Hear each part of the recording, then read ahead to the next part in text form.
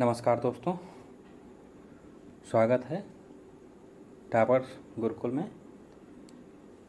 आज हम हिस्ट्री के कुछ इम्पॉर्टेंट क्वेश्चन डिस्कस करेंगे जो प्रीवियस ईयर में पूछे गए हैं और आपके तैयारी के लिए अति महत्वपूर्ण हैं। तो सभी लोग हमारे चैनल टॉपर्स गुरुकुल को सब्सक्राइब कर लेंगे और बेल आइकन प्रेस कर लेंगे, जिससे कि आपको नोटिफिकेशन मिलता रहे।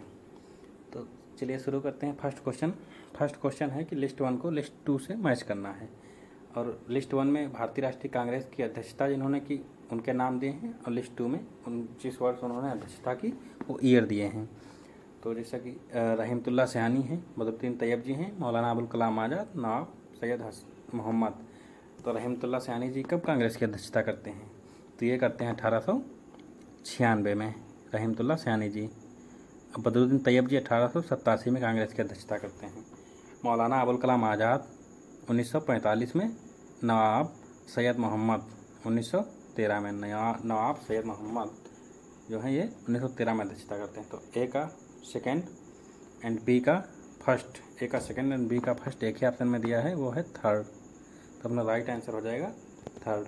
नेक्स्ट क्वेश्चन, निम्नलिखित में से कौन से बड़े राज्यों ने जून 1947 में ही स्वतंत्र बने रहने की इच्छा व्यक्त की थी?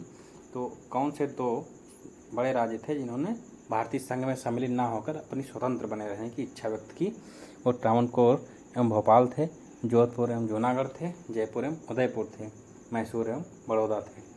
तो वो दो राज्य थे त्रावणकोर एवं भोपाल जिन्होंने भारतीय संघ में सम्मिलित न होकर के अपनी स्वतंत्र बने रहने की इच्छा व्यक्त की थी। नेक्स्ट क्वेश्चन, निम्नलिखित में से कौन सा जर्मन अध्येता या दार्शनिक जिसने किसी भी भारतीय भाषा को सीखे बिना भारतीय बौद्धिक इतिहास पर विस्तार से लिखा है? तो कौन सा दार्शनिक है? F.W.J. शेलिंग, ए शापनहावर, G.W.F. Hegel, F. स्लेगल। तो वो दार्शनिक हैं हेगल। हेगल जो हैं इन्हें कोई भी भारतीय भाषा नहीं सीखी, लेकिन भारतीय बौद्धिक इतिहास पर विस्तार से लिखा है। तो अपना राइट आंसर हो जाएगा G.W.F. हेगल। नेक्स्ट क्वेश्चन, निम्नलिखित में से किस सूफी संत की खानकाह ग्यासपुर में यमुना नदी के किनारे थी? यमुना नदी के किनारे थी। तो कौन सा सूफी संत है जिसकी खानकाह या दरगाह जो है वो ग्यासपुर में है? वो है शेख निजामुद्दीन औलिया। शेख निजामुद्दीन औलिया की दरगाह जो है ये ग्यासपुर में है। नेक्स्ट क्वेश्चन, निम्नलिखित इतिहासकारों में से किसने कहा था कि विजयनगर ने तमिल देश पर गैर तमिलों के नियंत्रण और तेलुगु योद्धाओं तथा किसानों के तमिलनाडु में प्रदर्शन को प्रस्तुत किया है? तो कौन सा इतिहासकार है जिसने ये स्टेटमेंट दिया है? तो ये बर्टन स्टीन साहब ऐसा बताते हैं कि विजयनगर ने तमिल देश पर गैर तमिलों के नियंत्रण और तेलुगु योद्धाओं तथा किसानों के तमिलनाडु में प्रदर्शन को प्रस्तुत किया है। नेक्स्ट क्वेश्चन, कल्हड़ के पश्चात राजतरंगिणी का लेखन किसने जारी रखा था? कल्हड़ के पश्चात राजतरंगिणी का लेखन किसने जारी रखा? तो वो हैं जौना राजा। जौना राजा जो है ये कल्हड़ के पश्चात राजतरंगिणी का लेखन जारी रखते हैं। नेक्स्ट क्वेश्चन, निम्नलिखित में से कौन सा सुल्तान बाहरी विश्व के लोगों के साथ करीबी कूटनीतिक, सांस्कृतिक और आर्थिक संपर्क का पक्षधर था? यानी वो कौन सा सुल्तान था या शासक था जिसने बाहरी विश्व के लोगों के साथ अपने कूटनीतिक या राजनीतिक आर्थिक संबंध स्थापित किए? तो वो था मोहम्मद बिन तुगलक। नेक्स्ट क्वेश्चन, मोहम्मद बिन तुगलक ने एक चीन अपना दूत भेजा था इब्न बतूता के नेतृत्व में। कब भेजा था? 1343 ईस्वी में। नेक्स्ट क्वेश्चन, निम्नलिखित सिख गुरुओं में से किसने अपने अनुयायियों के समक्ष गृहस्थ संत का आदर्श प्रस्तुत किया था? यानी गृहस्थ संत का आदर्श प्रस्तुत किया, कौन सा वो सिख गुरु था? वो थे अमरदास। नेक्स्ट क्वेश्चन, लिस्ट 1 को लिस्ट 2 से मैच करना है। सामान्य सेवा भारतीय अधिनियम।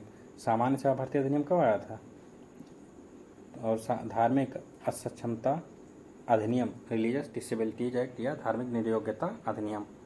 पोस्ट ऑफिस अधिनियम, भारतीय शस्त्र अधिनियम, द इंडियन आर्म्स एक्ट। तो जो ये जनरल सर्विस इनलिस्टमेंट एक्ट सामान्य सेवा भर्ती अधिनियम है, ये 1856 में आता है।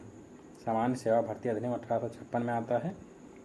और धार्मिक असक्षमता अधिनियम 1850 में आता है। पोस्ट ऑफिस अधिनियम 1854 में आता है। और भारतीय शस्त्र अधिनियम जो है, ये भारतीय शस्त्र अधिनियम 1878 में आता है। तो अपना राइट आंसर हो जाएगा ए का टू, जो कि फर्स्ट एंड सेकंड दोनों में दिया है ए का 2। और नेक्स्ट है क्या है, बी का थर्ड दोनों में दिया है। एंड सी का 1 नहीं, सी का 4 किस में है, सी का 4 अपना सेकंड में है। तो राइट आंसर अपना हो जाएगा सेकंड। नेक्स्ट क्वेश्चन, अकबर के मकबरे के संबंध में निम्नलिखित कथनों में से कौन से कथन सही हैं? तो कौन से कथन सही हैं? मकबरा जो है, अकबर का मकबरा एक बहुमंजिला संरचना है। जहांगीर ने वर्ष 1614 में इसका निर्माण कार्य पूरा किया। और पहली तीन मंजिलें जो हैं स्तंभ वाली हैं। ऊपरी मंजिल सफ़ेद संगमरमर से निर्मित है। मकबरे का आधार जहांगीर के मकबरे के समान है। ये इसमें कौन सी विशेषताएं जो हैं वो अकबर के मकबरे की हैं, या कौन से स्टेटमेंट अकबर के मकबरे से संबंधित हैं?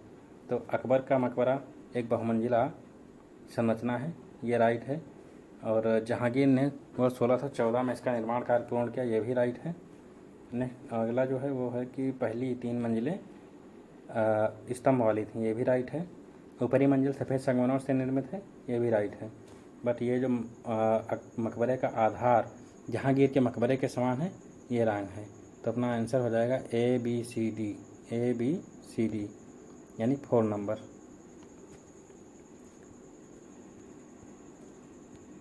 थैंक यू दोस्तों, आज के लिए इतना ही।